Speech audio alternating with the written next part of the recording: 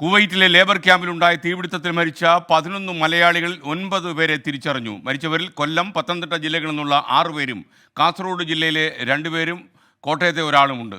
അടിയന്തര സഹായത്തിനായി Norka help line ആരംഭിച്ചു. മരിച്ചവരുടെ കുടുംബങ്ങൾക്ക് കേന്ദ്ര സർക്കാർ 2 ലക്ഷം രൂപ ധനസഹായം പ്രഖ്യാപിച്ചിട്ടുണ്ട്. പരിക്കേറ്റവരുടെ ആരോഗ്യനിലയിൽ ആശങ്കപ്പെടേണ്ട സാഹചര്യമില്ലെന്ന് വിദേശകാര്യ മന്ത്രാലയം വ്യക്തമാക്കുന്നു. ദുരിതാശ്വാസ പ്രവർത്തനങ്ങൾ ഏകോപിപ്പിക്കുന്നതിനായി വിദേശകാര്യ സഹമന്ത്രി കീർത്തിവർദ്ധൻ സിംഗ് കുവൈറ്റിലേക്ക് തിരിച്ചു. മൃതദേഹങ്ങൾ തിരിച്ചറിയാനായി DNA പരിശോധന നടത്തുമെന്ന് വിദേശകാര്യ സഹമന്ത്രി വ്യക്തമാക്കുന്നു. ദുബായിൽ നിന്ന് അരുൺ പാറാട്ടും കുവൈറ്റിൽ നിന്ന് ഗിരീഷ് ഒറ്റപ്പാലവും നമുക്കൊപ്പം ചേരുകയാണ്. ആദ്യം ദുബായിലേക്ക് Arun Parattu, good morning, and Girish Ottapalam, good morning. Arun, യഥാർത്ഥത്തിൽ ഏറ്റവും ലേറ്റസ്റ്റായി കുവൈറ്റ് ലഭിക്കുന്ന അപ്ഡേറ്റ് എന്താണ്? Good morning. ഇന്നലെ പുലർച്ചെയുണ്ടായ അപകടത്തിൽ ഇതുവരെ 49 ആളുകൾക്ക് ജീവൻ നഷ്ടമായി എന്നാണ് നമുക്ക് ലഭിക്കുന്ന വിവരം. ഇതിൽ തന്നെ മരിച്ചവരിൽ 43 ഇന്ത്യക്കാരാണെന്നാണ് ഇപ്പോൾ ലഭിക്കുന്ന വിവരം. ഇന്ത്യൻ വിദേശകാര്യ മന്ത്രാലയം ഉൾപ്പെടെ ഇത് സ്ഥിരീകരിക്കുന്നുണ്ട്. 5 ഫിലിപ്പൈൻ സ്വദേശികൾ മരിച്ചിട്ടുണ്ട്. ഒരു മൃതദേഹം ഇനിയും തിരിച്ചറിയാനുണ്ട്. ഏതായാലും വിരലടയാള പരിശോധനകൾ അതോടൊപ്പം തന്നെ DNA ടെസ്റ്റ് ഉൾപ്പെടെയുള്ളവ നടത്തിയാണ് ആളുകൾ തിരിച്ചറിയുന്നത്.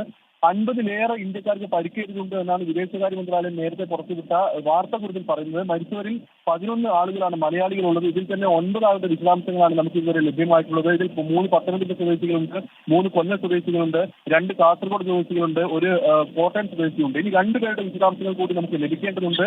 അതിനിടെ മരണസംഖ്യ ഇനിയും ഉയരാൻ സാധ്യതയുണ്ട് എന്ന് തന്നെയാണ് നമുക്ക് അറിയാൻ കഴിയുന്നത്. മരിച്ച ഇന്ത്യക്കാരുടെ മൃതദേഹം നാട്ടിലെത്തിക്കുന്നത് സംബന്ധിച്ച തീരുമാനം ഇന്നുണ്ടാകും. വിദേശകാര്യ സഹമന്ത്രി കീർത്തിവർദ്ധൻ സിംഗ് ഇന്ന് സംഭവ സ്ഥലത്തെത്തും. അദ്ദേഹം ഇന്ത്യയിൽ നിന്ന് യാത്ര പുറപ്പെട്ടിട്ടുണ്ട്. രാവിലെയോടെ തന്നെ മരിച്ചവരുടെ പൂർണ്ണ വിവരങ്ങൾ നമുക്ക് ലഭിക്കുമെന്നാണ് പ്രതീക്ഷ. നമുക്കറിയാം, അടുത്ത ദിവസം കുവൈറ്റിൽ ബലിപെരുന്നാൾ അവധി ദിനങ്ങൾ അടക്കം തുടങ്ങാനിരിക്കുകയാണ്. അതിനാൽ ഈ മരിച്ചവരുടെ നടപടിക്രമങ്ങളെല്ലാം പൂർത്തിയാക്കി മൃതദേഹങ്ങൾ അതിവേഗം തന്നെ നാട്ടിലെത്തിക്കാനുള്ള നടപടിക്രമങ്ങളാണ് അവിടെ പുരോഗമിക്കുന്നത്. അരുൺ പാറാട്ടാണ് നമ്മൾ സംസാരിച്ചത്. ഈ ശബ്ദത്തിൽ കുറച്ചൊരു വ്യക്തത കുറവുള്ളതുകൊണ്ട് നമ്മൾ കുവൈറ്റിലേക്ക് തന്നെ നേരിട്ട് പോകുന്നു. ഗിരീഷ് ഒറ്റപ്പാലം ടെലിഫോൺ ലൈനിൽ ചേരുന്നു. Good morning Girish Ottapalam. ഗിരീഷ്, ഏറ്റവും ലേറ്റസ്റ്റ് ആയ അപ്ഡേറ്റ്സ് എന്താണ്? ഇന്നലെ ഞാൻ ഈ കമ്പനി ഉടമയോട് സംസാരിക്കുമ്പോൾ അദ്ദേഹം എന്നോട് പറഞ്ഞത് ശരിക്കും ഈ മൊബൈൽ ചാർജർ കുത്തിയിട്ട് കിടന്ന സെക്യൂരിറ്റി ഗാർഡിൽ നിന്നാണ് പ്രശ്നം തുടങ്ങുന്നത്. അത് പൊട്ടിത്തെറിക്കുകയായിരുന്നു. പൊട്ടിത്തെറിച്ച് തീ പിടിച്ചു. ഗ്രൗണ്ട് ഫ്ലോർ തീ പിടിച്ച് കഴിഞ്ഞപ്പോൾ ഈ മേലോട്ട് പുകയുയർന്നു. ഈ പുകപടലങ്ങൾ ശ്വസിച്ചാണ് കൂടുതൽ ആളുകളും ഈ 6 നില കെട്ടിടത്തിനുള്ളിൽ മരിച്ചു വീണത് എന്ന് അദ്ദേഹം പറയുന്നു. നമുക്ക് ലേറ്റസ്റ്റായി ലഭിക്കുന്ന അപ്ഡേറ്റ്സ് എന്താണ് അവിടെ? കാരണം കേരളത്തിലുള്ള പല ആളുകളും ഈ ബന്ധുക്കൾ മരിച്ചു എന്നറിഞ്ഞതിന് ശേഷം വല്ലാത്ത ആശങ്കയിലാണ്. മൃതദേഹങ്ങൾ ഇന്ത്യയിലേക്ക് കൊണ്ടുവരുന്നതിനുള്ള നടപടികളൊക്കെ ആരംഭിച്ചോ? Good morning. പറഞ്ഞതുപോലെ ഇപ്പോൾ ലഭിച്ചിരിക്കുന്ന വിവരമനുസരിച്ച് നമുക്ക് മരണം സംഭവിച്ചിരിക്കുന്നവരിലെ 9 പേരുടെ വിവരങ്ങൾ മാത്രമാണ് നമുക്കിപ്പോൾ ലഭിച്ചിരിക്കുന്നത്. തൃക്കരിപ്പൂർ സ്വദേശി കേളു, കാസർഗോഡ് സ്വദേശി രഞ്ജിത്ത്, കോട്ടയം പാമ്പാടി സ്വദേശി സ്റ്റീഫൻ അബ്രഹാം, പന്തളം സ്വദേശി ആകാശ് എസ് നായർ, കൊല്ലം സ്വദേശി ഒയൂർ സ്വദേശി ഷമീർ, പത്തനംതിട്ട സ്വദേശി മുരളീധരൻ, കൊല്ലം സ്വദേശി ലൂക്കോസ് സാബു, പുനലൂർ സ്വദേശി നരിക്കൽ വാഴവിള സ്വദേശി സാജൻ ജോർജ്, അതുപോലെ തന്നെ കോന്നി സ്വദേശി സാബു വർഗീസ് എന്നിങ്ങനെ 9 പേരുടെ പേരുകളാണ് നമുക്കിപ്പോൾ ലഭിച്ചിരിക്കുന്നത്. നേരത്തെ പറഞ്ഞതുപോലെ DNA ടെസ്റ്റുകൾ ഉൾപ്പെടെ നടത്തേണ്ടതുകൊണ്ട് ആ ടെസ്റ്റുകൾക്ക് ശേഷമാണ് ബാക്കിയുള്ള മറ്റു പൂർണ്ണ വിവരങ്ങൾ നമുക്ക് ലഭ്യമാവുക. Okay, thank you Girish Ottapalam. ഇനി നമുക്ക് ഡൽഹിയിൽ നിന്നും നിതിൻ അംബുജൻ, അതുപോലെ ഷവീദ് റാവുത്തർ തിരുവനന്തപുരത്ത് നിന്ന്, അതുപോലെ ആദിച്ചനല്ലൂരിൽ നിന്ന് അരുൺ രാജ്, പുനലൂർ നരിക്കൽ നിന്ന് EV ജയശങ്കർ, കോട്ടയം പാമ്പാടിയിൽ നിന്ന് ടോബി ജോൺസൺ, വാഴമുട്ടത്ത് നിന്ന് പത്തനംതിട്ട ജില്ലയിലെ വാഴമുട്ടമാണ് ശ്രീജിത്ത് ശ്രീകുമാരൻ നമുക്കൊപ്പം ചേരും. അതുപോലെ തൃക്കരിപ്പൂരിൽ നിന്ന് അരുൺ പാറക്കലും നമുക്കൊപ്പം ചേരും. ആദ്യം നമുക്ക് ഡൽഹിയിൽ നിന്ന് നിതിൻ അംബുജൻ ചേരുകയാണ്. സർക്കാരിൻ്റെ നീക്കങ്ങൾ എന്തൊക്കെയാണെന്ന് നിതിൻ അംബുജൻ പറയും. Good morning to all of you. Nitin Ambujan, വിദേശകാര്യ സഹമന്ത്രി കുവൈറ്റിലെത്തുമെന്ന് നമുക്ക് മനസ്സിലായി. മറ്റുള്ള നീക്കങ്ങൾ എന്തൊക്കെയാണ്? Very good morning. കുവൈറ്റിലെ അപകടം ഏറ്റവും കൂടുതൽ നടുക്കിയത് ഇന്ത്യയാണ്. കാരണം വലിയ അപകടമുണ്ടായി. ഇന്നലെ ഉച്ചയോടുകൂടി തന്നെ ഇതിൻ്റെ വിശദാംശങ്ങളടക്കം വിദേശകാര്യ മന്ത്രാലയം വിവരങ്ങൾ പങ്കുവച്ചിരുന്നു. നിലവിലിപ്പോൾ വിദേശകാര്യ സഹമന്ത്രി കീർത്തിവർദ്ധൻ സിംഗ് കുവൈറ്റിലേക്ക് പുറപ്പെട്ടിട്ടുണ്ട്. അവിടെ എത്തിയ സാഹചര്യം വിലയിരുത്തിയ ശേഷം മാത്രമേ കൂടുതൽ കാര്യങ്ങൾ വ്യക്തമാവുകയുള്ളൂ എന്നാണ് അദ്ദേഹം വ്യക്തമാക്കിയത്. നിലവിലിപ്പോൾ 5 ആശുപത്രികളിലാണ് ഈ പരിക്കേറ്റവരെ പ്രവേശിപ്പിച്ചിരിക്കുന്നത്. അതോടൊപ്പം തന്നെ ഈ അപകടത്തിൽ ഏതാണ്ട് 49 പേർ മരിച്ചു. ഇതിൽ 43 പേർ ഇന്ത്യക്കാരാണെന്നാണ് മനസ്സിലാക്കുന്നതാണ് ഇപ്പോൾ കീർത്തിവർദ്ധൻ സിംഗ് കുവൈറ്റിലേക്ക് പുറപ്പെടും മുമ്പ് വ്യക്തമാക്കിയിരിക്കുന്നത്. എന്തായാലും DNA പരിശോധന അടക്കം നടത്തണം, അതിനുശേഷം മാത്രമേ മൃതദേഹങ്ങൾ തിരിച്ചറിയാൻ സാധിക്കുകയുള്ളൂ. അതുകൊണ്ട് തന്നെ ഒരു പക്ഷേ മൃതദേഹങ്ങൾ നാട്ടിലേക്ക് കൊണ്ടുവരാനുള്ള നടപടികൾ വൈകാൻ ഇടയുണ്ടെന്നാണ് മന്ത്രിയുടെ വാക്കുകളിൽ നിന്ന് വ്യക്തമാകുന്നത്. അതോടൊപ്പം തന്നെ വ്യോമസേനയുടെ വിമാനവും സജ്ജമാക്കിയിട്ടുണ്ട്. മൃതദേഹങ്ങൾ കൊണ്ടുവരാനുള്ള നടപടികൾ സ്വീകരിക്കും. പരിക്കേറ്റവരുടെ ബന്ധുക്കളുമായി സംസാരിച്ചു. ആശങ്കപ്പെടേണ്ട സാഹചര്യമില്ല, പരിക്കേറ്റവരുടെ കാര്യത്തിൽ ആശങ്കപ്പെടേണ്ട സാഹചര്യമില്ല എന്നാണ് അദ്ദേഹം വ്യക്തമാക്കിയിരിക്കുന്നത്. എന്തായാലും ഏറെ നടുക്കുന്ന ഒരു സംഭവം തന്നെയാണ് ഇന്നലെ ഉണ്ടായത്. അതിൽ നടുക്കം രേഖപ്പെടുത്തി പ്രധാനമന്ത്രി ഇന്നലെ സമൂഹ മാധ്യമ എക്സിൽ പോസ്റ്റ് ചെയ്തിരുന്നു. അതോടൊപ്പം എടുത്തു പറയേണ്ട ഒരു കാര്യം, അവിടുത്തെ സാഹചര്യം കൃത്യമായി നിരീക്ഷിക്കുന്നുണ്ട്. കൂടാതെ കുവൈറ്റ് എംബാസിഡർ അടക്കം ഈ നടപടികളെല്ലാം തന്നെ നിരീക്ഷിച്ചു വരുന്നു. അവിടുത്തെ നടപടികൾ സാഹചര്യമെല്ലാം തന്നെ വിലയിരുത്തി കൃത്യസമയം യഥാസമയം തന്നെ അത് വിദേശകാര്യ മന്ത്രാലയത്തെ അറിയിക്കുന്ന ഒരു നടപടി സ്വീകരിക്കുന്നുണ്ട്. ഇന്ത്യൻ എംബസിയുടെ പ്രവർത്തനം കാര്യക്ഷമമായി തന്നെ മുന്നോട്ട് പോകുന്നുണ്ട്. കാരണം ഈ സംഭവം ഉണ്ടായതിന് പിന്നാലെ തന്നെ പ്രധാനമന്ത്രി ഉന്നത യോഗം വിളിച്ചു കൊടുത്ത് അവരുടെ സാഹചര്യം വിലയിരുത്തി. വിദേശകാര്യമന്ത്രി എസ് ജയശങ്കർ, അതോടൊപ്പം തന്നെ വിദേശകാര്യ സഹമന്ത്രി കീർത്തിവർദ്ധൻ സിംഗ് അടക്കം ആ യോഗത്തിൽ പങ്കെടുത്തിരുന്നു. അതിനുശേഷമാണ് വിദേശകാര്യ സഹമന്ത്രി കുവൈറ്റിലേക്ക് പുറപ്പെട്ടത്. അവിടെ എത്തി അടുത്ത സാഹചര്യം കൃത്യമായി മനസ്സിലാക്കിയ ശേഷം മാത്രമേ കൂടുതൽ പ്രതികരിക്കാൻ കഴിയുള്ളൂ എന്നാണ് അദ്ദേഹം വ്യക്തമാക്കിയത്. എന്തായാലും ഒരു കാര്യം അദ്ദേഹം വ്യക്തമാക്കിയത്, DNA പരിശോധന അടക്കം നടപടികൾ പൂർത്തിയാക്കി വേഗത്തിൽ തന്നെ മൃതദേഹം കൊണ്ടുവരാനുള്ള നടപടികൾ സ്വീകരിക്കും. അതിനുവേണ്ട സാഹചര്യമെല്ലാം തന്നെ അവിടുത്തെ അധികൃതരുമായി സംസാരിച്ച് മാത്രമേ വ്യക്തമാക്കാൻ കഴിയൂ എന്നാണ് ഇപ്പോൾ ഡൽഹിയിൽ നിന്ന് പുറപ്പെടും മുമ്പ് അദ്ദേഹം വ്യക്തമാക്കിയിരിക്കുന്നത്. എന്തായാലും വലിയ അപകടമാണ് ഉണ്ടായിരിക്കുന്നത്. ഒരു പക്ഷേ മന്ത്രി അവിടെ എത്തിയ ശേഷം വീണ്ടും ഉന്നത യോഗം ചേർന്നുകൊണ്ട് സാഹചര്യം വിലയിരുത്തും. അതോടൊപ്പം തന്നെ പ്രധാനമന്ത്രിയും കാര്യങ്ങൾ കൃത്യമായി നിരീക്ഷിച്ചു വരുന്നു എന്നാണ് ഇന്നിപ്പോൾ കീർത്തിവർദ്ധൻ സിംഗ് വ്യക്തമാക്കിയിരിക്കുന്നത്. SKN. ഓക്കെ, ഇനിയിപ്പോൾ ഷെഫീദ് റാവുത്തർ തിരുവനന്തപുരത്ത് നിന്ന് ചേരുകയാണ്. നോർക്ക ചില നീക്കങ്ങളൊക്കെ ഇക്കാര്യത്തിൽ നടത്തുന്നുണ്ട്. ഗുഡ് മോർണിംഗ് ഷെഫീദ് റാവുത്തർ, എന്തൊക്കെയാണ് സർക്കാരിൻ്റെ നീക്കങ്ങൾ? അടിയന്തരമായി എന്തൊക്കെ കാര്യങ്ങൾ ചെയ്യുന്നുണ്ട് സർക്കാർ? വളരെ സങ്കടകരമായ ഒരു വാർത്തയാണ് ഇന്നലെ കേരളത്തെ തേടിയെത്തിയത്. ഇതിൽ വളരെ പെട്ടെന്ന് തന്നെ അടിയന്തര നടപടിയിലേക്ക് സംസ്ഥാന സർക്കാർ കടന്നിട്ടുണ്ട്. പ്രത്യേകിച്ച് ഇന്നലെ തന്നെ മുഖ്യമന്ത്രി പിണറായി വിജയൻ കേന്ദ്ര വിദേശകാര്യമന്ത്രിക്ക് ഇതുമായി ബന്ധപ്പെട്ട കത്തയച്ചിരുന്നു. അതിൽ ഏറ്റവും പ്രധാനപ്പെട്ട കാര്യമായി പറഞ്ഞത് അടിയന്തര ഇടപെടൽ ഉറപ്പാക്കണം, മാത്രമല്ല ദുരന്തത്തിൽപ്പെട്ടവർക്ക് ആവശ്യമായ സഹായം ഉടൻ എത്തിക്കാൻ നടപടി ഉണ്ടാകണം. കുവൈറ്റ് സർക്കാരുമായി ബന്ധപ്പെട്ട ദുരിതാശ്വാസ പ്രവർത്തനങ്ങളും രക്ഷാപ്രവർത്തനങ്ങളും ഏകോപിപ്പിക്കുന്നതിന് നിർദ്ദേശം നൽകണം തുടങ്ങിയ ആവശ്യങ്ങൾ ഉന്നയിച്ചു. പിന്നാലെ ഇതുമായി ബന്ധപ്പെട്ട് നോർക്കയെ ചുമതലപ്പെടുത്തി മുഖ്യമന്ത്രിയുടെ ഓഫീസിൽ നിന്ന് വിവരങ്ങൾ അപ്ഡേറ്റ് ചെയ്യുന്നുണ്ട്. ഏറ്റവും ഒടുവിൽ ലഭിക്കുന്ന വിവരം അനുസരിച്ച് 11 പേർ മലയാളികളാണ്. മരിച്ചവരിൽ 11 പേർ മലയാളികളാണ്. ഇതിൽ 7 പേരുടെ വിവരങ്ങൾ പൂർണ്ണമായും ലഭിച്ചിട്ടുണ്ട്. അത് മുഖ്യമന്ത്രിയുടെ ഓഫീസിലേക്കും ആ വിവരമായി വന്നിട്ടുണ്ട്. നോർക്കയും ഇതുമായി ബന്ധപ്പെട്ട ആ വിവരം പറയുന്നുണ്ട്. മറ്റ് നടപടികൾ, പ്രത്യേകിച്ച് അവിടുത്തെ മലയാളി സംഘടനകളടക്കം കേന്ദ്രീകരിച്ചുകൊണ്ടുള്ള ഗ്ലോബൽ കോൺടാക്ട് സെൻറ്റർ അടക്കമുള്ള കാര്യങ്ങൾ ഇതിനോടകം തന്നെ നോർക്ക ഉറപ്പാക്കിയിട്ടുണ്ട് എന്നുള്ളതാണ് ഏറ്റവും പ്രധാനപ്പെട്ട കാര്യം. മാത്രമല്ല ഈ നിരവധി ആളുകൾക്ക് പരിക്കേറ്റു എന്നുള്ളതിൻ്റെ പശ്ചാത്തലത്തിൽ അതിലെ മലയാളികൾക്ക് വേണ്ടി പ്രത്യേക സഹായം അടക്കമുള്ള കാര്യങ്ങൾ അതൊരുക്കാനും അവർക്കുള്ള മറ്റ് സൗകര്യങ്ങൾ ക്രമീകരിക്കാനും ഇതിനോടകം തന്നെ അവിടെ സൗകര്യങ്ങൾ ഉറപ്പാക്കിയെന്ന് മുഖ്യമന്ത്രിയുടെ ഓഫീസ് ഇതുമായി ബന്ധപ്പെട്ട് അറിയിച്ചിട്ടുണ്ട്. SKN. മാത്രവുമല്ല ഇന്ന് ഈ സംസ്ഥാന സർക്കാർ കേരളത്തെ സംസ്ഥാനത്തെ സംബന്ധിച്ച് വലിയ ദുഃഖമുണ്ടാക്കുന്നൊരു വാർത്തയായിരുന്നു. ഇതിൻ്റെ പശ്ചാത്തലത്തിൽ ലോക കേരള സഭയുടെ ഇന്നത്തെ ഉദ്ഘാടന പരിപാടി അടക്കമുള്ള കാര്യങ്ങൾ മാറ്റിവെച്ചിട്ടുണ്ട്. മാത്രവുമല്ല സമ്മേളനവും 2 ദിവസമായി വെട്ടിച്ചുരുക്കുന്ന സാഹചര്യത്തിലേക്ക്, സെമിനാറുകളിലേക്ക് മാത്രം ഒതുക്കുന്ന സാഹചര്യത്തിലേക്ക് കാര്യങ്ങൾ പോയിട്ടുണ്ട്. ഈ തിരിച്ചറിഞ്ഞവരുടെ മൃതദേഹം എത്രയും പെട്ടെന്ന് കേരളത്തിലേക്ക് എത്തിക്കാനുള്ള നടപടികളിലേക്ക് സംസ്ഥാന സർക്കാർ കടന്നു. അതിനുവേണ്ടിയുള്ള സൗകര്യങ്ങൾക്കായി അവിടെ പ്രത്യേക ക്രമീകരണം കുവൈറ്റിൽ ഒരുക്കിയിട്ടുണ്ടെന്നും മുഖ്യമന്ത്രിയുടെ ഓഫീസ് അറിയിച്ചിട്ടുണ്ട്. SKN. Thank you Shefeed Rawther. Adichanallur സ്വദേശി, അതായത് കൊല്ലം ആദിച്ചനല്ലൂരിലെ ലൂക്കോസും ഈ ദുരന്തത്തിൽ മരിച്ചു. ആദിച്ചനല്ലൂരിൽ നിന്ന് അരുൺരാജ് തത്സമയം ചേരുന്നു. Good morning Arunraj. വല്ലാത്ത സങ്കടമായി കാണും. ആദിച്ചനല്ലൂരിലെ അദ്ദേഹത്തിൻ്റെ വീട്ടിലൊക്കെ ഈ വിവരം അറിഞ്ഞോ? നാട്ടുകാരുടെ പ്രതികരണങ്ങൾ എന്താണ്? SKN, അത്ര ശുഭകരമായ വാർത്തയല്ല ഇന്നലെ മുതൽ നമ്മൾ കേട്ടുകൊണ്ടിരിക്കുന്നത്. കൊല്ലം ജില്ലയെ സംബന്ധിച്ച് 3 പേരുടെ മരണമാണ് നിലവിൽ സ്ഥിരീകരിച്ചിരിക്കുന്നത്. ചൂരനാട് സ്വദേശി ഷമീർ, അതുപോലെ തന്നെ ആദിച്ചനല്ലൂർ സ്വദേശിയായ ലൂക്കോസ്, പുനലൂർ സ്വദേശിയായ സാജൻ, ഇവരുടെ 3 പേരുടെ മരണമാണ് നിലവിൽ സ്ഥിരീകരിച്ചിരിക്കുന്നത്. ഞാനിപ്പോൾ നിൽക്കുന്നത് ആദിച്ചനല്ലൂരിലുള്ള ലൂക്കോസ് വിയോയുടെ വീട്ടിലാണ്. അദ്ദേഹം കഴിഞ്ഞ 18 വർഷമായി കുവൈറ്റിൽ ജോലി ചെയ്ത് വരികയാണ്. അടുത്ത മാസം മകളുടെ അഡ്മിഷൻ അടക്കമുള്ള കാര്യങ്ങൾക്കായി നാട്ടിലേക്ക് വരാനിരിക്കുകയാണ് ഈ ദുരന്തം അദ്ദേഹത്തെ തേടിയെത്തിയത്, ഈ വീടിനെ തേടിയെത്തിയത് എന്നുള്ളതാണ് നമുക്ക് മനസ്സിലാക്കാൻ കഴിയുന്നത്. ഇന്നലെ ഈ തീപിടുത്തം ഉണ്ടാകുന്ന സമയത്ത് തന്നെ ലൂക്കോസ് അവിടുത്തെ ഒരു ചർച്ചിലെ വികാരിയുമായി അടക്കം ബന്ധപ്പെട്ടിരുന്നു. ഈ തീപിടുത്തം ഉണ്ടാകുന്നു എന്നുള്ളത് പറഞ്ഞു. പക്ഷേ പിന്നീട് എന്ത് സംഭവിച്ചുവെന്ന് ആർക്കും അറിയില്ല. ഫോൺ കോൾ നിശബ്ദമാവുകയായിരുന്നു പിന്നീട് ഉണ്ടായത്. എന്തായാലും ഈ വീട്ടിൽ ഇപ്പോഴും എല്ലാവരും അതീവ ദുഃഖത്തിലാണ്. സർക്കാർ സംവിധാനങ്ങളിൽ നിന്ന് യാതൊരു അറിയിപ്പും ഇതുവരെ ഈ മരണം സംബന്ധിച്ച സ്ഥിരീകരണം ഒന്നും തന്നെ ലഭിച്ചിട്ടില്ല. പക്ഷേ അവിടെയുള്ള സുഹൃത്തുക്കൾ, അവിടെയുള്ള ഈ കമ്പനിയുടെ സഹപ്രവർത്തകരടക്കം ഈ കാര്യങ്ങൾ സ്ഥിരീകരിക്കുന്നുണ്ട്. ഈ ലൂക്കോസിന്റെ ഭാര്യയുടെ പിതാവ് കൂടി ഇപ്പോൾ നമ്മളോടൊപ്പം ചേരുന്നുണ്ട്. ഈ മരണം ഔദ്യോഗികമായി അവിടെ നിന്ന് അറിയിച്ചിരുന്നു. ഇവിടെ അങ്ങോട്ട് കമ്പനിയിൽ ബന്ധപ്പെട്ടു. അപ്പോൾ അവിടെ നിന്ന് സ്ഥിരീകരിച്ചെന്ന് പറഞ്ഞു. പിന്നെ ചർച്ചയിൽ നിന്ന് വിശ്വാസികൾ പോയി സ്ഥിരീകരിച്ചിട്ടെന്ന് പറഞ്ഞു. പിന്നെ പത്രത്തിൽ ഫോട്ടോ വന്നു. എത്ര നാളായി അവിടെ ഉണ്ടായിരുന്നു? 15-16 വർഷം, 17 വർഷമായി. 2009 മകളുടെ അഡ്മിഷനുമായി ബന്ധപ്പെട്ട് നാട്ടിലേക്ക് വരാൻ പോകുന്നത്. മോളുടെ അഡ്മിഷൻ ഇന്ന് വൈകിട്ട് ബാംഗ്ലൂരിലൊരു ടെസ്റ്റിന് അമ്മയും മോളും കൂടെ പോകാനായിട്ട് ബസ്സെല്ലാം ബുക്ക് ചെയ്ത് പോകാനായിട്ടിരിക്കുമായിരുന്നു. അപ്പോഴത് ദുരന്തം ബന്ധപ്പെട്ട് അവനടുത്ത മാസം അവളുടെ അഡ്മിഷൻ്റെ കാര്യങ്ങൾ ശരിയാക്കാൻ വേണ്ടി വരും. എല്ലാ ഇയർ എൻഡിലും വരും. വർഷത്തിൽ ലീവുണ്ട്. നാട്ടിനും നമ്മുടെ കുടുംബത്തിനും എല്ലാം. SKN, സാധാരണഗതിയിൽ ലൂക്കോസ് കഴിഞ്ഞ മാസം നാട്ടിലേക്ക് വരേണ്ടതാണ്. ഈ അവധിക്കാലം ആഘോഷിക്കാനായാണ് നാട്ടിലേക്ക് എത്തുന്നത്. പക്ഷേ മകളുടെ അഡ്മിഷൻ അടക്കമുള്ള കാര്യങ്ങൾ ഉണ്ടായതിനാലാണ് ഇത് നീട്ടിവെക്കുകയും അടുത്ത മാസത്തേക്ക് വരാനുള്ള തീരുമാനം എടുക്കുകയും ചെയ്തത്. ഇന്ന് മകൾക്ക് ബാംഗ്ലൂരിലടക്കം ഒരു ടെസ്റ്റ് അടക്കമുണ്ട്. ആ ടെസ്റ്റ് പൂർത്തിയായ ശേഷം ഇവർ ഒരുമിച്ച് പിന്നീട് ഈ അഡ്മിഷൻ അടക്കമുള്ള കാര്യങ്ങളിലേക്ക് പോകാനായിട്ടിരുന്നത്. അതിനിടയിലാണ് ഈ ദുരന്ത വാർത്ത ഈ വീട്ടിലേക്ക് എത്തിയത്. ഇപ്പോഴും ഈ ബന്ധുക്കൾ ഈ മരണം പൂർണ്ണമായും ഒരു ഉൾക്കൊള്ളാനുള്ള ഒരു മാനസികാവസ്ഥയിലല്ല എന്നുള്ളതാണ് നിലവിൽ വ്യക്തമാക്കുന്നത്. നമുക്ക് നേരത്തെ തന്നെ അദ്ദേഹത്തിൻ്റെ ഭാര്യ ഷൈനി അടക്കമുള്ളവർ ഈ കാര്യവുമായി ബന്ധപ്പെട്ട് ഇപ്പോഴും ആ മരണത്തെ ഉൾക്കൊണ്ടിട്ടില്ല. അവരുടെ മാനസികാവസ്ഥ നമുക്ക് മനസ്സിലാക്കാൻ കഴിയാവുന്നതേ ഉള്ളൂ. 2 മക്കളാണ്. +2 പഠിക്കുന്ന ഒരു മകളും അതുപോലെ 5ാം ക്ലാസ്സിൽ പഠിക്കുന്ന മറ്റൊരു മകളുമാണ് ലൂക്കോസിനുള്ളത്.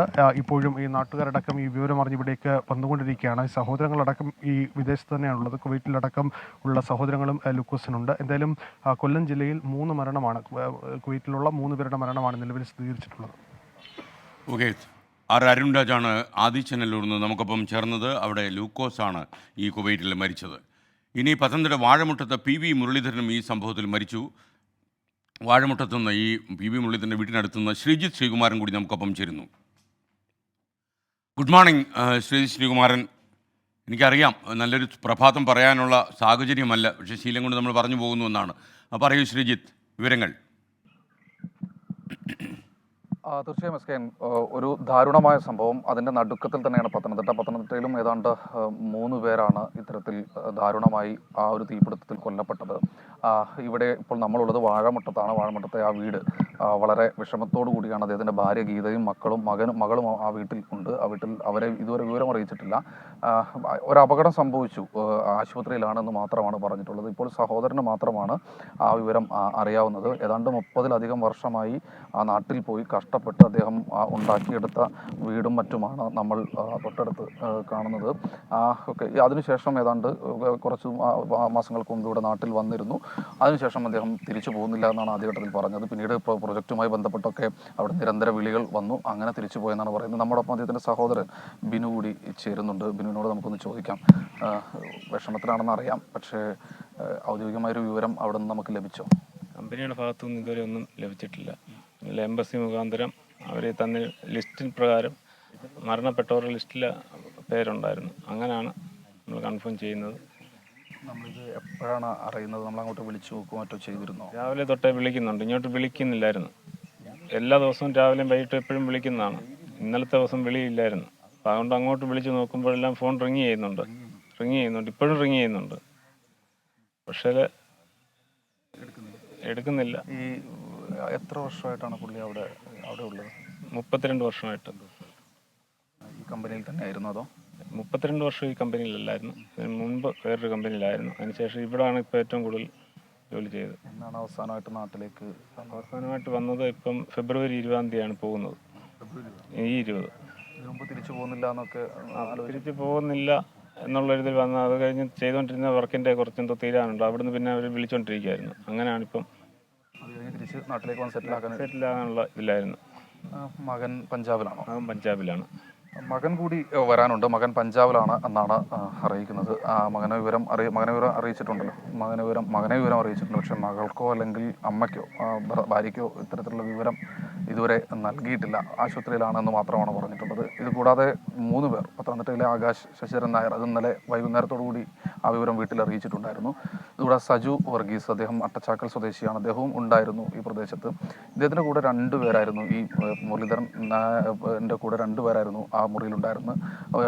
3 പേരായിരുന്നു. ആ 3 പേരിൽ ഒരാൾ ചാടി രക്ഷപ്പെട്ടു. അദ്ദേഹം ഹിന്ദിക്കാരനായിരുന്നു, ഉത്തരേന്ത്യക്കാരനായിരുന്നു. അദ്ദേഹം മരിച്ചു എന്നാണ് പറയുന്നത്. അദ്ദേഹവും മരിച്ചു എന്ന് ഒരു വിവരം ലഭിക്കുന്നു. അങ്ങനെ വളരെ ദാരുണമായ സംഭവം. മനുഷ്യൻ എവിടെ മരിച്ചാലും വളരെ വിഷമം നമുക്കൊക്കെ ഉണ്ടാവും. അത് നമ്മുടെ തൊട്ട അയൽവക്കത്താവുമ്പോൾ അതിൽ വലിയ വിഷമമാണ്. ഈ നാട്ടിൽ ഏറ്റവും വേണ്ടപ്പെട്ട ഒരാൾ തന്നെയാണ് ഇല്ലാതായിരിക്കുന്നത്. ഓക്കെ, ശ്രീജി ശ്രീകുമാരൻ. പാമ്പാടിയിലെ സ്റ്റെബിൻ എബ്രഹാം സാമുവും കുവൈറ്റിലുണ്ടായ ഈ ദുരന്തത്തിൽ മരിച്ച ആളാണ്. ടോബി ജോൺസൺ ഇവിടെ നിന്നും നമുക്കൊപ്പം ചേരുന്നു. ടോബി, പറയൂ, ഈ വാർത്തയൊക്കെ വീട്ടിലെത്തിയോ? വല്ലാത്ത അവസ്ഥയായിരിക്കുമല്ലോ നാട്ടിൽ. ഇന്നലെ രാത്രി വൈകിയാണ് ആ ഒരു വിവരം വീട്ടുകാരെ അറിയിച്ചത്. എന്തായാലും വലിയ ദുഃഖത്തിലാണ് ഇവരെല്ലാം തന്നെ ഉള്ളത്. എന്നോടൊപ്പം ഇപ്പോൾ IPC സഭയിലെ സഭയിലെ അംഗങ്ങളാണ്. അവരുടെ കൂടെയുള്ള അവിടുത്തെ ട്രഷറർ ഉണ്ട്. നമുക്ക് അദ്ദേഹത്തോട് തന്നെ ചോദിക്കാം, ഇന്നലെ എപ്പോഴാണ് അറിയിച്ചത്? ഇന്നലെ ഞങ്ങൾ ഉച്ച കഴിഞ്ഞപ്പം മുതൽ അവിടെ ഒരു അപകടം ഉണ്ടായി, അഗ്നി പടർന്നു, ഇങ്ങനെയൊക്കെ കേട്ടു. എന്നാൽ കുറേ പേര് ആശുപത്രിയിലാണ്, കറക്റ്റ് വിവരങ്ങളൊന്നും അറിയില്ല എന്നുള്ള നിലയിൽ. അപ്പം ഷെഫിന് അതിനകത്ത് ഉണ്ടെന്ന് പറഞ്ഞാലും 5ാം നിലയിലാണ്. അവിടെ എവിടെയെങ്കിലും കാണുമായിരിക്കും, അല്ലെങ്കിൽ ഏതെങ്കിലും ആശുപത്രിയിലാണോ, അങ്ങനെ ഒരു ആകാംക്ഷയിൽ സമയങ്ങൾ കുറേ ചെലവഴിച്ചു. വൈകുന്നേരം ഒരു 4 മണിയൊക്കെ കഴിഞ്ഞ ശേഷമാണ്, 4-4:30 ആകുമ്പോഴാണ് ഞങ്ങൾ ഏകദേശം ഒരു പിക്ചർ കിട്ടുന്ന അപകടത്തിൽ ശരിക്കും കെവിനുണ്ട് എന്ന്. പിന്നെ വളരെ വൈകി അറിഞ്ഞു. സഹോദരൻ അവിടെ തന്നെയല്ലേ ജോലി ചെയ്തിരുന്നത്? സഹോദരൻ അവിടെ അതേ സ്ഥാപനത്തിൽ തന്നെ വേറൊരു ഡിപ്പാർട്ട്മെന്റിലാണ്, അക്കൗണ്ട്സിലാണ് സഹോദരൻ കൈ. സ്റ്റെഫിന് അവിടെ മെക്കാനിക് എഞ്ചിനീയർ ആയിരുന്നു. ഇപ്പം ഇവരുടെ കുടുംബത്തെ അറിയിച്ചല്ലോ, ഇപ്പം എങ്ങനെയാണ് ബോഡി ഇങ്ങോട്ട് വരുന്ന കാര്യത്തെക്കുറിച്ചൊക്കെ സംസാരമൊക്കെ ചടങ്ങൊക്കെ അതിനായിട്ട് കാത്തിരിക്കുകയാണ്. ചടങ്ങ് ഞങ്ങളുടെ ഒരു പ്രതീക്ഷ ഒരു ശനിയാഴ്ചയോടുകൂടെ എത്തുമെന്നുള്ളൊരു പ്രതീക്ഷയാണ് ഉള്ളത്. സഭയിൽ സജീവമായിട്ടുണ്ടായിരുന്ന ഒരു വ്യക്തിയായിരുന്നു, വളരെ സജീവമായിരുന്നു സഭയിൽ. അത് ആൾക്കാർക്ക് ആ ഷോക്ക് ഇതുവരെ താങ്ങാൻ പറ്റിയിട്ടില്ല. ഈ വീടിന്റെ ഒരു അത്താണിയായിരുന്നു. ഇപ്പൊ വീട് പണിത് കയറി താമസത്തിലേക്ക് വലിയ പ്രതീക്ഷയിലായിരുന്നു. വീട് പണി അതിന്റെ മിക്കവാറും തീരാറായി വരികയാണ്. അപ്പോൾ 6 മാസം മുമ്പ് സ്റ്റെഫിൻ വന്നിരുന്ന നാട്ടിൽ. അത് കഴിഞ്ഞ ശേഷം ഇപ്പം 1.5 ഈ അടുത്ത മാസം അവസാനത്തോടെ വീടും വരാനിരിക്കായിരുന്നു. അതിൻ്റെ പാലുകാച്ചലും അതിൻ്റെ പിന്നെ വീടിൻ്റെ കയറി അതും പിന്നെ അധികം വയ്യാതെ വിവാഹം അങ്ങനെയുള്ളതായ ഒരു താല്പര്യത്തിലിരിക്കുകയായിരുന്നു. അതാണ് ഇവിടുത്തെ ഒരു അവസ്ഥ. ഇന്നലെ രാത്രിയാണ് ഈ സംഭവം ഇവരെ അറിയിക്കുന്നത്. പാമ്പാടി സ്വദേശികളായിട്ടുള്ള എബ്രഹാം സാബു, അതുപോലെ ഷെർലി, അവരുടെ 3 മക്കളാണ്, ആൺമക്കളാണ്. അതിൽ മൂത്ത മകനാണ് സ്റ്റെഫിൻ എബ്രഹാം. 2019 ഇവിടെ നിന്നും കുവൈത്തിലേക്ക് എഞ്ചിനീയറിംഗ് ജോലിക്ക് വേണ്ടി പോകുന്നത്. അതിനുശേഷം അവിടെ ജോലി ചെയ്തു വരികയാണ്. 6 മാസം മുമ്പാണ് അദ്ദേഹം എത്തിയത്. ഇപ്പോൾ ഞാൻ ഈ നിൽക്കുന്ന വീട് ഒരു വാടക വീടാണ്. പുതിയ വീട് പണിത് അവിടേക്ക് കയറി താമസിക്കാനുള്ള നടപടികൾ അടുത്ത മാസം നടക്കാനിരിക്കുമ്പോഴാണ് ഇത്തരത്തിലുള്ള ഒരു ദുരിത വാർത്ത ഇവരുടെ വീടിനെ തേടിയെത്തുന്നത്. എന്തായാലും ഈ നാടും വീട്ടുകാരും എല്ലാം തന്നെ ദുഃഖത്തിലാണ്. ഓക്കെ, ടോബി ജോൺസണാണ് വിവരങ്ങൾ നൽകിയത്. ഇനി പുല്ലൂർ നരിക്കൽ വാഴവിളയിലെ സാജൻ ജോർജും കുവൈറ്റിൽ മരിച്ചതായി വിവരം ലഭിച്ചിട്ടുണ്ട്. EV ജയശങ്കർ ഈ സ്ഥലത്ത് എത്തിയിട്ടുണ്ട്. ജയശങ്കർ നമുക്കൊപ്പം തത്സമയം ചേരുന്നു. പറയൂ ജയശങ്കർ, യഥാർത്ഥത്തിൽ കുറേ അധികം കാലമായി, ഇത്രയും വർഷമൊക്കെ വർക്ക് ചെയ്ത ഒരു ആ കമ്പനിയിലുണ്ട്. അപ്പോൾ ഈ നരിക്കലിലെ ഇദ്ദേഹം എത്ര കാലം അവിടെ ജോലി ചെയ്തിരുന്നു? എന്തൊക്കെയാണ് നമുക്ക് ലഭിച്ചിട്ടുള്ള വിവരങ്ങൾ? ഈ സാജൻ 1 മാസം മുമ്പാണ് ഈ കമ്പനിയിൽ ജോലിയിൽ പ്രവേശിക്കുന്നത്. മെക്കാനിക്കൽ എഞ്ചിനീയറായിരുന്നു തൊഴിൽ. എന്തായാലും ഇദ്ദേഹം നാട്ടിൽ ഇത്രയും കാലം അധ്യാപനവും മറ്റുമായി തുടരുകയായിരുന്നു. ഇതിനിടയിലാണ് വിദേശത്തേക്ക് ഈ ജോലിയുമായി ബന്ധപ്പെട്ട് പോകുന്നത്. ആദ്യ ശമ്പളം 2 ദിവസം മുമ്പ് വന്നു എന്നാണ് ബന്ധുക്കൾ പറയുന്നത്. ഇതിൻ്റെ എല്ലാം ഒരു വിഷമത്തിലാണ് സാജൻ്റെ കുടുംബവും ബന്ധുക്കളും നാട്ടുകാരുമെല്ലാം. അദ്ദേഹത്തിൻ്റെ ഒരടുത്ത ബന്ധു നമ്മോടൊപ്പം ചേരുന്നുണ്ട്. ചേട്ടാ, എങ്ങനെ ഇത് എപ്പോഴാണ് അറിയുന്നതെന്ന്? വൈകിട്ടൊരു 3:30 3:30 മണിക്ക് എൻ്റെ അനിയൻ എന്നെ വിളിച്ചിട്ട് പറഞ്ഞു, ഇങ്ങനെ സാജൻ എന്തോ മിസ്സിങ് ആയിട്ടുണ്ട്, നോക്കണം എന്ന് പറഞ്ഞു. ഇത്രയും പറഞ്ഞു. അങ്ങനെ ഉടൻ തന്നെ ഞാൻ ഇറങ്ങി വരികയും ഇവിടെ വന്നിട്ട് ആരോടും ഒന്നും പറയാതെ പറഞ്ഞ് അച്ചോഞ്ചാനെ വിളിക്കുന്നു. ചെറുക്കൻ്റെ അച്ഛനെ വിളിച്ചിട്ട് അച്ചോഞ്ചാ എവിടെയാണെന്ന് ചോദിക്കുന്നു. ഞാൻ വീട്ടിലെവിടെ, എന്തോ ഇങ്ങോട്ട് ഇറങ്ങി വാന്ന് പറഞ്ഞു. പുള്ളി ഇതാ വരുന്നെന്ന് പറഞ്ഞു. അതിനുശേഷം പുള്ളി എങ്ങനെയോ ഇത് അറിഞ്ഞു. പിന്നെ വന്നില്ല. പിന്നെ അപ്പോഴവിടെ ആയിരുന്നു. പിന്നെ ഞങ്ങളെല്ലാം ഇന്നലെ മുതൽ രാത്രി മുതൽ അവിടെ തന്നെ. ആദ്യ ശമ്പളം കുറച്ച് ദിവസം മുമ്പ് 2 ദിവസം മുമ്പ് 2 ദിവസം മുമ്പ് നമ്മളോട് പറഞ്ഞു, ഞാൻ അവൻ്റെ ശമ്പളം വന്നു കേട്ടോ, അത് ഷെയറിലിടുക. അപ്പം ഞാൻ പറഞ്ഞു, ഷെയറിലൊന്നും ഇടണ്ട, ബാങ്കിൽ തന്നെ ഇട്ടിരുന്നാൽ മതി, ഇന്നല്ലെങ്കിൽ നാളെ അത് ചോദിക്കും, അതുകൊണ്ട് അത് ഇട്ടേരെ, അത് അത്രേ ഉള്ളടാ എന്നും പറഞ്ഞു. അങ്ങനെ വലിയ സന്തോഷത്തിലിരുന്നേ പുള്ളി. ബോഡി കൊണ്ടുവരുന്നതിനെ പറ്റി അങ്ങനെ എന്തെങ്കിലും വിവരം കിട്ടി? ഒരു വിവരവും കിട്ടിയിട്ടില്ല. അപ്പോൾ എന്തായാലും 2 ദിവസത്തിനകത്ത് ഇന്ന് തന്നെ അതിനുള്ള നീക്കങ്ങൾ തുടങ്ങും. അപ്പോൾ ഇതിനെപ്പറ്റി ഞങ്ങൾക്കൊന്നും അറിയില്ല. കാരണം ഞങ്ങൾ ഈ നാട്ടിൽ താമസിച്ചല്ലേ. ഒരു അനിയനുണ്ട്, അവൻ ദുബൈയിലായിരുന്നു, അവനിപ്പോൾ നാട്ടിലുണ്ട്, അവൻ ഇതിൻ്റെ എല്ലാം ചെയ്തോളും. എസ്കെൻ, ബന്ധുക്കൾക്ക് ഇത് സംബന്ധിച്ച ഔദ്യോഗിക വിവരങ്ങളൊന്നും കിട്ടിയിട്ടില്ല. എത്രയും പെട്ടെന്ന് ബോഡി നാട്ടിലേക്ക് കൊണ്ടുവരും എന്നുള്ളൊരു പ്രതീക്ഷയിലാണ് അവരിയ്ക്കുന്നത്. അവരെ സംബന്ധിച്ച് വലിയ നഷ്ടമാണ്. കാരണം ഈ അടുത്ത് മാത്രമാണ് വിദേശത്തേക്ക് ജോലിക്കായി പോയത്. വലിയ പ്രതീക്ഷകളോടെയായിരുന്നു പോയത്.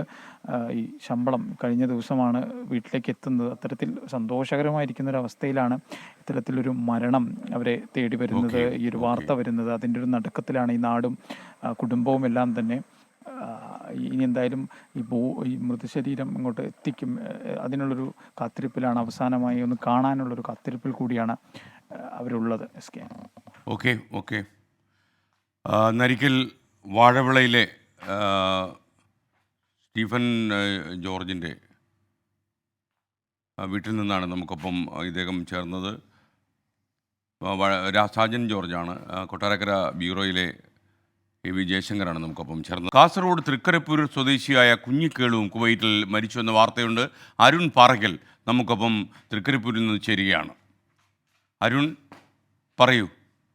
എസ്കെൻ, രണ്ടുപേരുടെയും മരണമാണ് കാസർഗോഡ് ജില്ലയെ നടുക്കിയിരിക്കുന്നത്. ഒന്ന് കാസർഗോഡ് ഇളമ്പച്ചി സ്വദേശി കുഞ്ഞിക്കേളു, ചെർക്കള സ്വദേശി രാജേഷ്. ഇപ്പോൾ നമ്മൾ നിൽക്കുന്നത് കുഞ്ഞിക്കേളുവിൻ്റെ വീട്ടിലാണ്. ഇളമ്പച്ചിയിലുള്ള അദ്ദേഹത്തിൻ്റെ വസതിയിലാണുള്ളത്. 20 വർഷത്തോളമായി അദ്ദേഹം വിദേശത്താണ് ജോലി ചെയ്യുന്നത്. 15 വർഷമായി ഈ കമ്പനിയിൽ തന്നെയാണ്. നിലവിൽ പ്രൊഡക്ഷൻ എഞ്ചിനീയറായിട്ടാണ് ജോലി ചെയ്യുന്നത്. അദ്ദേഹത്തിൻ്റെ ഭാര്യയും 2 മക്കളുമാണ് ഈ വീട്ടിലുള്ളത്. ഇപ്പോൾ അദ്ദേഹത്തിൻ്റെ ബന്ധുക്കളൊക്കെ ഇവിടെ എത്തിയിട്ടുണ്ട്. നമുക്ക് വിവരങ്ങൾ ചോദിക്കാം. കൂടുതൽ വിവരങ്ങളൊന്നും തന്നെ ഔദ്യോഗികമായി ഇവരെ അറിയിച്ചിട്ടില്ല എന്നാണ് ബന്ധുക്കൾ നേരത്തെ സൂചിപ്പിച്ചത്. ചേട്ടാ, ഇന്നലെ എപ്പോഴാണ് അറിഞ്ഞത്? ഇന്നലെ വൈകിട്ടാണ് അനൗദ്യോഗികമായിട്ട് നമ്മളെ സുഹൃത്തുക്കൾ വിളിച്ച് പറയുന്നത്. വൈകിട്ട് ഒരു 6 മണിയോട് കൂടിയാണ് പറയുന്നത്. ഇങ്ങനെ അദ്ദേഹം പോയി അവിടെ അദ്ദേഹം താമസിച്ച ഫ്ലാറ്റിൽ തീപിടിച്ച് അദ്ദേഹം മരിച്ചതായിട്ട് അറിയുന്നു, ഹോസ്പിറ്റലിൽ മരിച്ചതായിട്ട് അറിയുന്നു പറഞ്ഞു. ഔദ്യോഗികമായിട്ട് ഇതുവരെ ആരും വിളിക്കുകയോ പറയുകയോ ഒന്നും ചെയ്തിട്ട് കാണാനില്ല. വീട്ടിൽ 2 പേരാണുള്ളത്. വീട്ടിൽ അദ്ദേഹത്തിൻ്റെ ഭാര്യയും എൻ്റെ അനിയത്തിയും പിന്നെ 2 മക്കളും. അവർ 2 പേരും, ഒരാൾ പഠിക്കുകയാണ്, ഒരാൾ ജോലി ചെയ്യാണ്, പിന്നെ ഭാര്യയുടെ എൻ്റെ അമ്മയുണ്ട്. അവസാനമായിട്ട് വന്നത് എപ്പോഴും? അപ്പോൾ കഴിഞ്ഞ ഒക്ടോബറിലാണ് അദ്ദേഹം വന്നിട്ട് തിരിച്ചു പോയത്. കഴിഞ്ഞ ഒക്ടോബർ ഓണത്തിൻ്റെ സമയത്ത് വന്നിട്ട് തിരിച്ചു പോയത്. ഈ വർഷം നിർത്താൻ അദ്ദേഹം 60 വയസ്സാണ് അവർ റിട്ടയർമെൻറ്റ്. 58 വയസ്സായി. അപ്പോൾ 60 വയസ്സായിട്ട് ആകുമ്പം എല്ലാം ഒഴിവാക്കി വരാനുള്ള ഒരു തീരുമാനത്തിലായിരുന്നു പോയിരുന്നത്. എസ്കെൻ, അത് തന്നെയാണ്. കഴിഞ്ഞ ഒക്ടോബറിലാണ് ഇദ്ദേഹം അവസാനമായി നാട്ടിൽ വന്ന് തിരിച്ചു പോയത്. ഇനി അടുത്തിടെ തന്നെ എത്രയും പെട്ടെന്ന് ജോലി മതിയാക്കി നാട്ടിലേക്ക് വന്ന് ഇവിടെ കുടുംബത്തോടൊപ്പം താമസിക്കാനുള്ള തയ്യാറെടുപ്പുകളൊക്കെ തന്നെ നടത്തുകയായിരുന്നു. അതിനിടയിലാണ് ഇപ്പോൾ ഇങ്ങനെയുള്ള ഒരു ദാരുണമായൊരു അപകടം നടന്നിരിക്കുന്നത്. 2 പേരാണ്. ഒന്ന്, മറ്റൊരാൾ ചെർക്കള സ്വദേശി രാജേഷാണ്, സ്റ്റോർ കീപ്പറാണ്. 1 വർഷം മുൻപ് വീടിൻ്റെ ഗൃഹപ്രവേശനത്തിന് വേണ്ടി അദ്ദേഹം വീട്ടിൽ വന്ന് പോയതായിരുന്നു. അടുത്ത വീട്ടിലേക്ക് വരാനിരിക്കുന്ന സമയത്താണ് ഒരു ദുരന്തമുണ്ടായത്. എന്തായാലും 2 പേരാണ് കാസർഗോഡ് ജില്ലയിൽ ഈ ഒരു അപകടത്തിൽ, കുവൈത്തിനെ നടക്കിയ ഒരു രാജ്യത്തെ നടക്കിയ ഒരു അപകടത്തിൽ മരിച്ചിരിക്കുന്നത്. എസ്കെ, അരുൺ പാറയ്ക്കലാണ് വിവരങ്ങളുമായി നമുക്കൊപ്പം ചേർന്നത്. റിയാസ് അബുദാബിയിൽ നിന്നൊരു യൂട്യൂബ് സന്ദേശം അദ്ദേഹം പറഞ്ഞത്, ബാക്കി കമൻറ്റുകൾ കാണാഞ്ഞിട്ടല്ല, അപ്പോൾ ഒരുപാട് ആളുകൾ മരിച്ച വീട്ടിൽ പോയി മൈക്ക് വയ്ക്കുന്നതിനെ പറ്റി പറഞ്ഞിട്ട് വായിക്കാതെ അതിനിടയിൽ ഒരു പെണ്ണ് ചിരിച്ചപ്പോൾ അത് പറഞ്ഞ കമൻറ്റ് വായിച്ചു. എസ്കെന് അല്പം വിവരം വേണം എന്നായിരിക്കാം ഉദ്ദേശിച്ചത്. എൻ്റെ റിയാസ് പറഞ്ഞൊരു കാര്യം ഞാൻ ശ്രദ്ധിച്ചു. പലപ്പോഴും നമ്മൾ മറുപടി പറഞ്ഞിട്ടുള്ളൊരു കാര്യമാണ് റിയാസ് പറയുന്നത്. എന്തിനാണ് നിങ്ങൾ ഇങ്ങനെയുള്ള സ്ഥലങ്ങളിൽ പോയി മൈക്ക് വയ്ക്കുന്നത്? നിങ്ങൾ അറിയേണ്ട ഒരു കാര്യം, അതായത് പ്രിയപ്പെട്ട പ്രേക്ഷകർ അറിയേണ്ട ഒരു കാര്യം, നിങ്ങളെക്കാളും വലിയ സങ്കടത്തോടെയാണ് ഈ വാർത്തകൾ മുഴുവൻ കേട്ടിട്ട് ഒരു റിപ്പോർട്ടർ അവിടെ പോയിട്ട് കാര്യങ്ങളൊക്കെ ചോദിക്കുന്നത്. പക്ഷേ ചിരിയായാലും കണ്ണീരായാലും നമുക്കിത് ജോലിയാണ് എന്നറിയാം. അത്തരം കാര്യങ്ങൾ പ്രേക്ഷകരെ അറിയിക്കുക, റിപ്പോർട്ട് ചെയ്യുക എന്ന് പറയുന്ന പ്രാഥമികമായ കർത്തവ്യമാണ് ഓരോ വാർത്താ ചാനലിൻ്റെയും. അത് നമുക്ക് സ്ഫോടനം നടന്ന സ്ഥലമായാലും മറ്റുള്ള പ്രദേശമായാലും ഏറ്റവും തമാശ നിറഞ്ഞ സ്ഥലമായാലും നമുക്ക് പോയേ പറ്റൂ. അത് നമ്മുടെ ജോലി നൽകുന്ന ചില പ്രശ്നങ്ങളാണ് എന്ന് താങ്കൾ മനസ്സിലാക്കുക. അത് നമ്മൾ പലപ്പോഴും മറുപടി പറഞ്ഞിട്ടുള്ള ഒരു കാര്യം തന്നെയാണ്. ഓരോ ജോലിക്ക് ഓരോരോ ക്രൈസിസും ഓരോരോ ടെൻഷനും ഒക്കെ ഉണ്ടെന്ന് നമുക്കറിയാമല്ലോ. ഓരോരോ പ്രതിസന്ധിയുണ്ട്. നമ്മളിതൊക്കെ ഈ ജോലിയുടെ ഭാഗമായിട്ട് നമ്മളിതൊക്കെ കുറേ കാലമായി ചെയ്യല്ലേ, ഇതൊരു ശീലമായി പോയിട്ടുണ്ടാവും. ഒരുപക്ഷെ വേറെ രീതി പറഞ്ഞാൽ ഒരു ദുശീലം.